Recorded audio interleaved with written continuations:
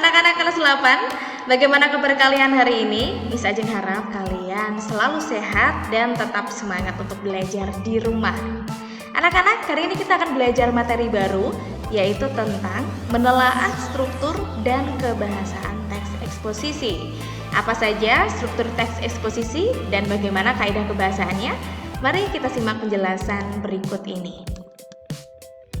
Struktur teks eksposisi terdiri dari 3 anak-anak. Yang pertama yaitu tesis, kemudian struktur yang kedua adalah rangkaian argumen, dan struktur yang ketiga ialah penegasan ulang. Mari kita lihat penjelasan satu persatu struktur teks eksposisi.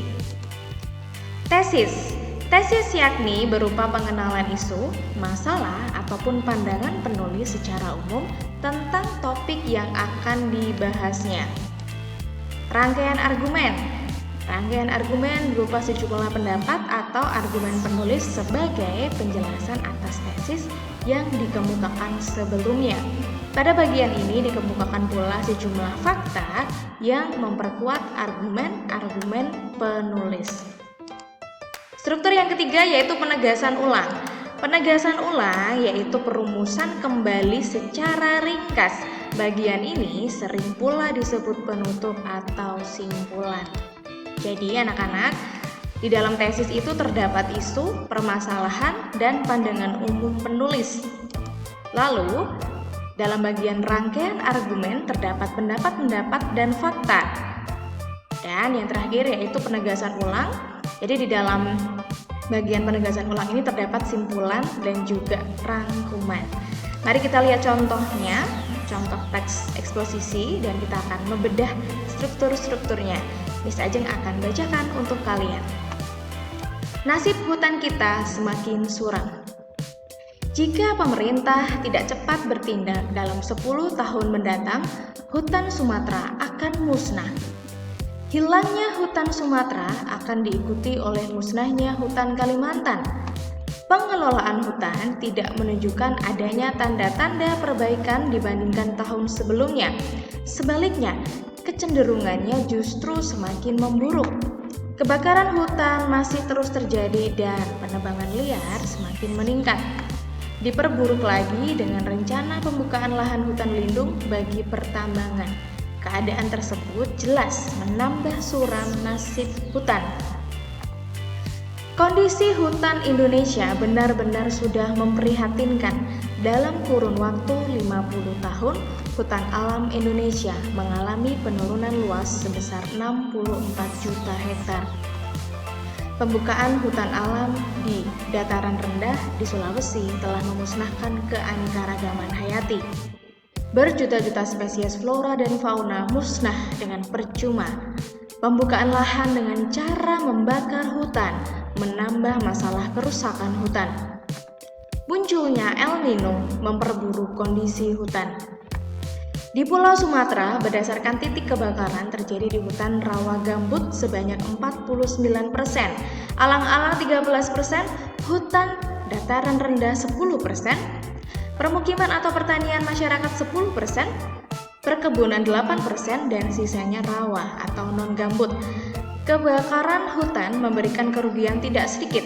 Tahun 1997 diperkirakan kerugiannya sebesar 3 sampai 4,4 US dollar atau sekitar 4 miliar atau sekira 2 sampai 4 triliun. Rupanya kedua masalah itu belum cukup. Pemerintah menambah masalah lagi dengan rencana pembukaan kawasan hutan lindung untuk areal pertambangan. Kebijakan tersebut jelas semakin menyempurnakan derita hutan Indonesia. Kira-kira bagian tesisnya ada di bagian mana, anak-anak? Ya, betul sekali. Ada di paragraf yang pertama. Nah, di bagian tesis. Mengapa paragraf pertama disebut tesis? Itu karena di paragraf pertama dijelaskan tentang isu, tentang pengenalan masalahnya. Apa isunya? Itu tentang jika pemerintah tidak bertindak dalam 10 tahun mendatang, hutan Sumatera akan musnah.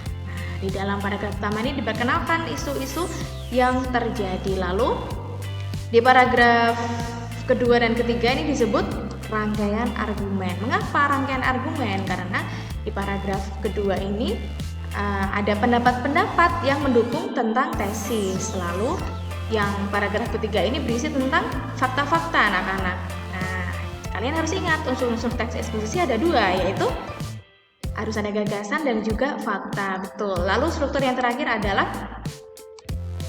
penegasan ulang. Mengapa penegasan ulang? Karena di paragraf terakhir ini menegaskan kembali tentang apa yang sudah dijelaskan di tesis dan juga argumen.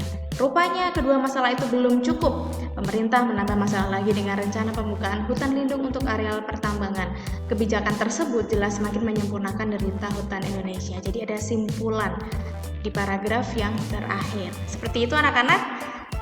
Saya harap kalian semakin paham tentang struktur teks eksposisi. Lalu yang selanjutnya kita beralih kepada kaidah kebahasaan teks eksposisi. Ya, kita akan belajar. Jadi anak-anak, kaidah kebahasaan teks eksposisi itu ada 6 anak-anak. Yang pertama adalah menggunakan kata teknis atau istilah, kemudian menggunakan kata-kata yang menunjukkan hubungan argumentasi atau kausalitas, kata-kata yang menunjukkan hubungan fonologis, menggunakan kata kerja mental, kata rujukan, dan yang terakhir adalah menggunakan kata-kata persuasif. Mari kita lihat penjelasan satu persatu kaidah kebahasaan teks eksposisi. Yang pertama, menggunakan kata teknis atau istilah. Kata teknis atau istilah adalah kata-kata yang memiliki makna khusus pada suatu bidang keahlian. Makna dari kata teknis ini adalah makna leksikal anak-anak atau makna kamus. Contoh istilah teknis pada bidang keahlian geografi yaitu urbanisasi. Ini bisa memberikan contoh-contohnya. Lalu ada contoh lagi di bidang keahlian bahasa Indonesia. Contohnya ada istilah teknis yaitu sufiks, prefiks, seperti itu. Ada juga istilah teknis pada bidang kehutanan adalah penebangan liar, hutan rawa gambut, dan hutan alam. Lalu ciri yang kedua yaitu menggunakan kata-kata yang menunjukkan hubungan argumentasi atau konjungsi kausalitas. Konjungsi kausalitas adalah konjungsi yang menghubungkan dua buah klausa atau lebih yang menggambarkan sebab akibat. Klausa dalam tata bahasa adalah sekumpulan kata yang terdiri dari subjek dan predikat. Konjungsi kausalitas contohnya adalah karena, jika, akibat, agar, oleh sebab itu, oleh karena itu, dengan demikian, bila, kalau. Nah, ini konjungsi-konjungsi ini disebut konjungsi kausalitas, ya. Oke, lalu yang selanjutnya ada contoh penggunaan konjungsi kausalitas di dalam kalimat. Contohnya seperti ini anak-anak. Saya tidak membeli sepatu baru karena uang saya belum cukup. Nah, yaitu yang ketiga sekarang kata-kata yang menunjukkan hubungan kronologis. Bagaimana penjelasannya? Ya, seperti ini ya anak-anak. Konjungsi kronologis adalah konjungsi yang menghubungkan dua buah klausa atau lebih yang menggambarkan adanya urutan waktu kejadian. Contoh konjungsi kronologis adalah kemudian, lalu, setelah itu, sebelum itu, pada akhirnya, sebaliknya, berbeda halnya, dan namun. Nah, contoh dalam kalimat, dia terjatuh lalu tertawa geli. Nah, nanti di dalam teks eksposisi anak-anak akan banyak menemukan tentang kata-kata yang menunjukkan konjungsi kronologi. Dalam hal ini menggunakan konjungsi kronologis, ya. Lalu yang keempat, menggunakan kata kerja mental atau mental verba. Kata kerja mental atau dikenal dengan verba tingkah laku ialah kata kerja yang menyatakan suatu respon atau sikap seseorang terhadap suatu tindakan, keberadaan, dan juga pengalaman. Contoh kata kerja atau verba tingkah laku adalah kami terpaksa menyetujui hasil dari pemilihan tersebut.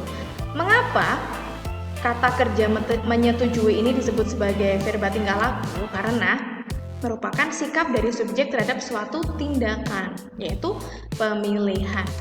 Yang kedua, dia merasa tersakiti oleh kata-kata yang diucapkan temannya. Kata kerja tersakiti di sini merupakan respon terhadap suatu tindakan.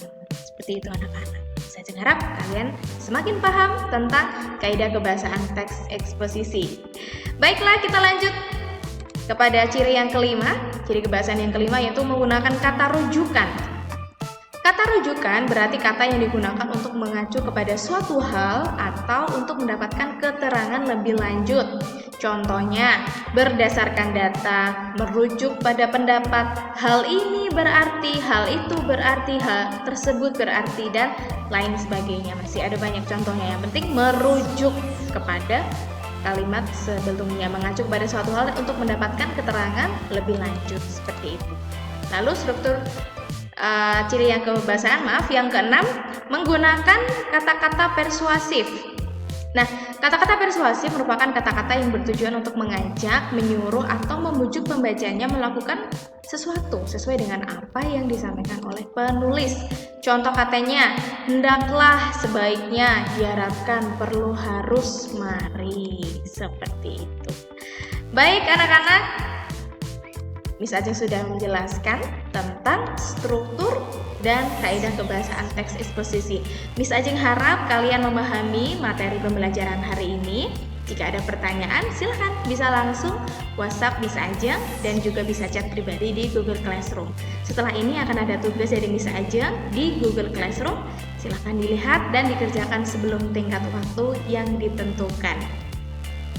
Terima kasih untuk partisipasi kelas 8 dan jaga selalu kesehatan anak-anak, tetap laksanakan protokol kesehatan 3M, yaitu kalian harus memakai masker, kemudian mencuci tangan sering-sering, dan juga menjaga jarak jika kalian harus keluar rumah. Tapi saran dari Miss Ajeng tetap berada di rumah, tetap belajar di rumah dan melakukan aktivitas yang lain supaya kita semua dapat sehat dan terhindar dari COVID-19.